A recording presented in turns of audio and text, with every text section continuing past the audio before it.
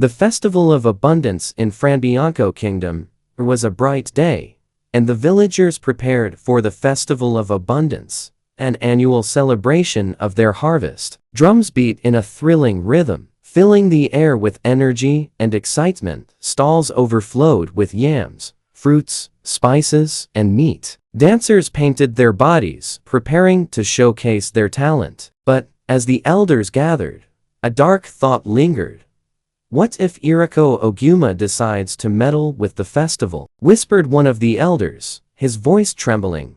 The Rainmaker was known to turn joyful occasions into soggy disasters, always with that mocking laugh of his. Determined to protect the celebration, the villagers sent emissaries to his home near the misty hills, where he resided among ancient trees and flowing rivers. They offered him baskets of dried meat, honey, and rare spices, and 2 bottles of dry gin. Iroko Oguma, in his booming, hearty voice, chuckled. Why should I not disrupt your festival, eh? You wish for good weather, and yet, no one invites me to dance. His eyes gleamed, but after some coaxing, he finally agreed not to bring rain to the festival on one condition, that he would have the first dance at the event. Relieved, the villagers accepted. As the festival went on, the villagers stayed true to their word and let Iroko Oguma start the dance. He swirled and twisted with surprising grace, his booming laughter echoing as children giggled and adults relaxed, thinking he'd keep his word. But a cunning trick played out in the Rainmaker's mind. He watched the villagers' joy, feeling an itch for mischief he could not resist. He called out, Frabianco, if your voices rise high enough to match mine, no rain shall fall themselves. And as the villagers shouted and cheered, he whispered the hidden words to summon the rain. Within moments, the sky darkened, and the first drops fell, surprising the dancers and drummers. Then came the deluge. The festival scattered, laughter turning to cries as food and decorations were soaked.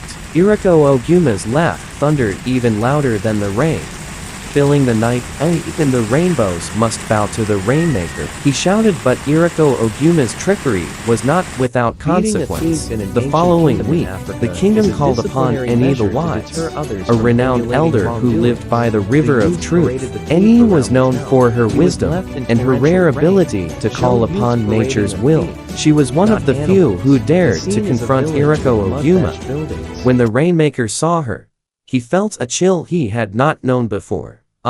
Eni, he greeted, attempting a confident smile, but Eni was not amused. Your games cost the people their joy and their harvest, she scolded. You do not honor the very spirits that grant you power.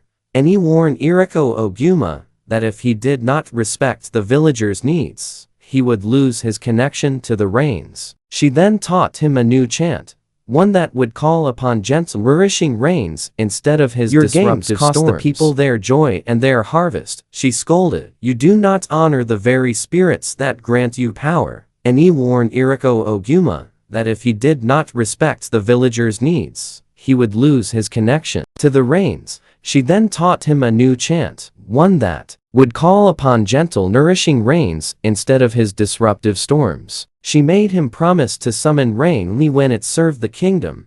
Humbled and realizing the true purpose of his power, Iroko Oguma agreed, vowing that he would bring rain only for the good of the people from that day on. And though he retained his loud voice and cheeky grin, the Rainmaker of Frabianco became a guardian of the fields, a protector of the festivals, and a master of his celestial trade with newfound respect. And thus, when thunder was heard across Frabianco, the people smiled, knowing Iroko Oguma's rains would only ever bless their land from then on.